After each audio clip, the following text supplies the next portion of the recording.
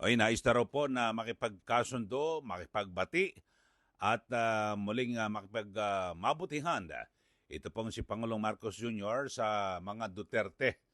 At yan po yung pinakahuling naging pahayag ng Pangulo sa gitna ng patuloy na tumitindi na awayan o world war sa pagitan po ng administrasyon at ni VP Sara Duterte.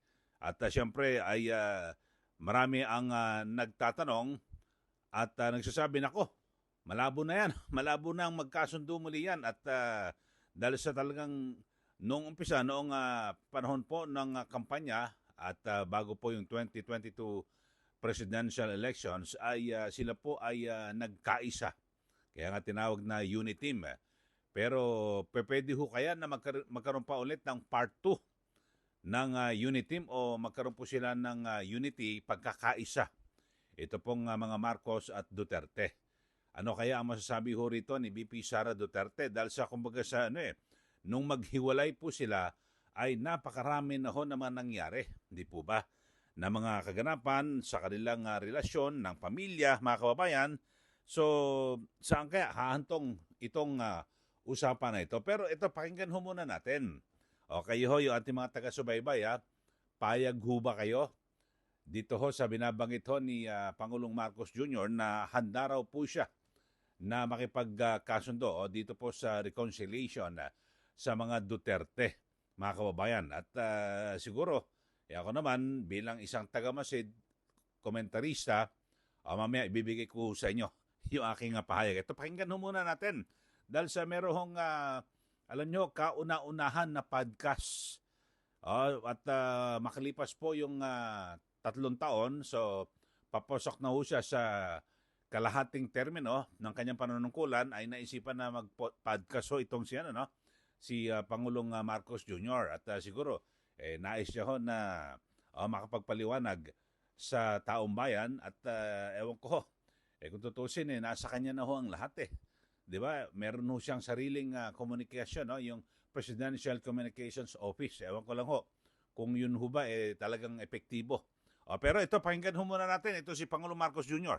Kayo po ba, sa puso ninyo, gusto niyo bang makipagkasundo pa sa mga Duterte? Oo. Ako, ayaw ko ng gulo. Gusto ko makasundo sa lahat ng tao. Mas maganda, wala na. Marami na akong kaway. Hindi ko kailangan ng kaway. Kailangan ko kaibigan. Kagaya ng sabi ko sa'yo, pagka... Hindi ko... Magko-confess ako dito. Pwede naman po, para akong pari po dito ngayon po. Ewan ko, kahit hanggat maaari, ako, ang habol ko ay yung stability, peaceful, para magawa namin yung trabaho namin. Kaya ako, laging akong bukas sa ganyan. I'm always open to any approach na, alika, magtulungan tayo. Diba? Kahit hindi tayo magkasundo sa polisiya, hindi tayo magkasundo. Gawin nyo yung trabaho, pero huwag na tayong nangugulo. Huwag na natin, tanggalin natin yung gulo. Grabe, no? Kayo po ba? Okay, so yun ho ang pahayag mismo ni Pangulong Marcos Jr. Yan po yung pinaka-latest, na open daw po siya na makipagkasundo. Pero ang mga Duterte ba ay open din na makipagkasundo at makipagmabutihan kay Pangulong Marcos Jr.? Mahirap din ho kasi kung puro salita lang Sasabihin ng Pangulo na hindi, bati na tayo. Sasabihin naman ng kampo ng Duterte, baka puro lang salita yan. O gusto mo, sige, gawin mo sa gawa. Pabalikin mo dito sa Pilipinas itong si dating Pangulong Rodrigo Duterte. Bati na tayo. Kakayanin kaya ito ni Pangulong Marcos Jr. Kasi sa dami na ho ng mga nangyari, at yung kanilang relasyon ay talagang umasim na po ng todo. At talaga namang nagkabirahan sa panahon ng kampanya. At actually, ito pong si VP Sara Duterte, wala ho siyang kabalak-balak na mag-endorso ng kandidato para po sa 2025 elections. Sinasabi niya nung una. Pero nang ipaaresto at agad na ipakulong diyan po sa ICC sa The Hague, Netherlands, yung kanyang ama na si dating Pangulong Duterte, wala ho No choice po siya at siya ho ang naiwan dito So talagang ikinampanya na po yung kandidato na at nagsuporta na po itong si VP Sara, 'di ba? Sa mga kandidato. At yun nga, yung resulta ng eleksyon, kahit papano ay bagamat sabihin natin na kulang po yung kanilang resources at bilang isang vice presidente, alam niyo naman ho yung kapangyarihan ng vice presidente at walang-wala ho yan kumpara sa kapangyarihan ng Pangulo ng ating bansa.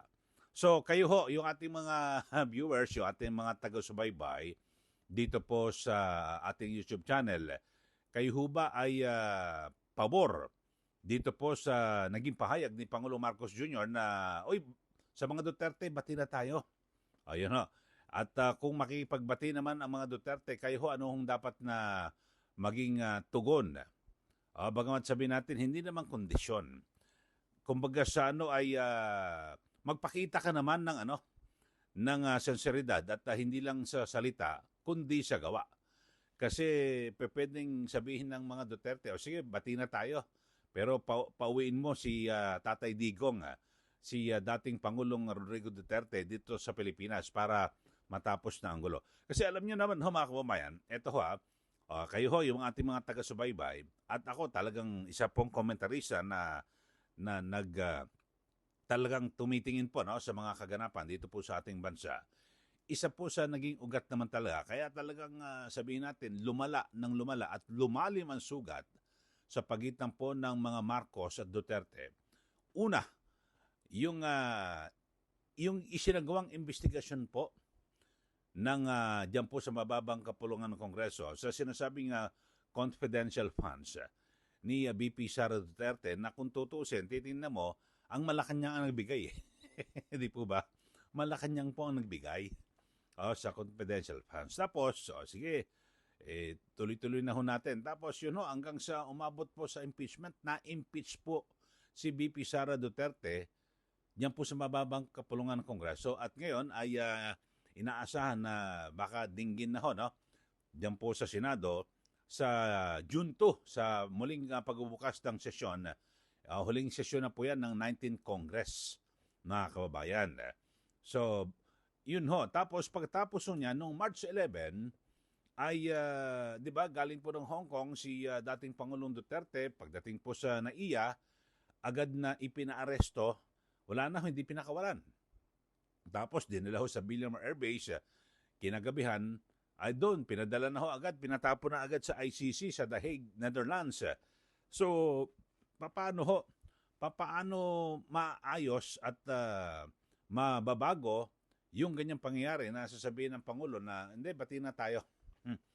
Siguro, ako sa tingin ko, abangan ho natin, ayaw kong pangunahan ang ang pamilya Duterte, lalo na ho, siyempre ngayon, ang nangunguna po dito po sa ating bansa ay ito pong si VP Sara Duterte para po sa kanilang pamilya at sa kanyang ama dahil sa nakakulong nga po si Tatay Digong, si dating Pangulong Duterte. So, yun ho. Ano kaya magiging tugon dito? Kayo ho, ano sa tingin nyo? Ako, tingin ko alam nyo naman si VP Sara. Matindi rin ho. Talagang pag nagsalita, di ba, yung tinatawag na figure of speech. Yun ho. Talagang pag nagsalita rin si VP Sara, grabe rin ho. So, abangan ho natin, pero ako sa tingin ko, mukhang hindi na po ito uubra. Base ko sa aking pag-aanalisa, masyadong malalim na po ang sugat. Siguro kung sasabihin ng Pangulo, hindi, sige, pababalikin na natin dito sa Pilipinas si dating Pangulong Duterte, siguro baka magkaroon pa ng reconciliation, di ba? Pero mukhang imposible na ho yan mangyari dahil nandun na po sa ICC. At hindi naman basta-basta pwedeng huhugutin na lang ho doon, bubunutin at dadalhin ho rito sa Pilipinas. Siyempre, patatapusin ho yung ginagawang paglilitis doon at dahil dyan, mukhang malabo na ho.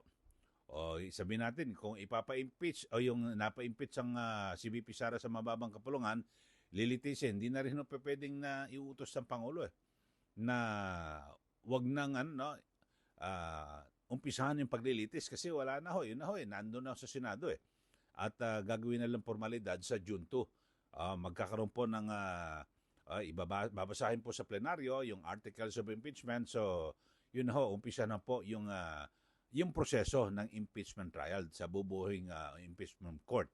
Bagamat ho may mga ginagawa ho na pag-aaral at siyempre na sinasabi na hindi pa pwede nasaluhin po ng 20th Congress ang trabaho na sinimulan sa 19th Congress. Yung 19th Congress ho ngayon, may huling session pa ho sila. Abangan ho natin kung ano po mangyayari. So dito ho, kasi ang binabanggit ho ni BP Sara, di ba, sa impeachment, talagang gusto niya matuloy yan eh. Gusto niya ng bloodbath, mga kababayan. So, pero sabi naman ni Pangulong Marcos Jr., "Noy, bati na tayo." Di ba? Sabi, nasa puso ba na makipagkasundo ka pa sa mga Duterte? Oo naman. Di ba? Ang bilis ho na sagot. Pero alam niyo ho, ang importante ho sa atin hindi lang po sa salita. Dapat ho may gawa. Yun lang ho masasabi natin. Siguro naman tayo, tagamasid lang naman ho tayo, miron. At di ba, bilang isang mamayan at taxpayer, siyempre tayo po concern sa ating sa kaganapan ho, no? Dito po sa ating bansa, lalo na ho yung mga ginagawang sabihin natin, iringan sa pagitan po ng mga opisyal ng gobyerno at ng mga halal na opisyal na kung saan ay ang matindi ho rito, yung pinakamataas at pangalawa sa pinakamataas, yun po ang nagbabanggaan ngayon. So, yun ho. Abangan ho natin kung ano ang magiging sagot dito ni BP Sara Duterte sa pagnanais ni Pangulong Marcos Jr. o pagiging bukas dito raw ho na magkaroon po ng reconciliation o makipagbati na sa pamilya Duterte. Okay? Sa mga bago lang ho sa ating channel, mag-subscribe na po kayo dito po sa ating YouTube channel at syempre para lagi kayong updated. At huwag nyo rin po kalimutan na i-share at i-like para mas lalo pa hong lumawak ito ang ating YouTube channel. At dito naman ho, talagang lagi ho tayo magkokomentaryo. At lahat ng ating mga paninindigan at komentaryo, pagkapaliwanag, lagi pong may basihan. Okay? Hindi po invento ho yan. Pero syempre, yung ating mga komentaryo, depende ho yan sa ating pananaw at syempre sa ating mga kaalaman sa bawat issue na ating tinatalakay. Maraming salamat po. Muli, ito po si Ka Eli. Magandang araw po sa ating lahat.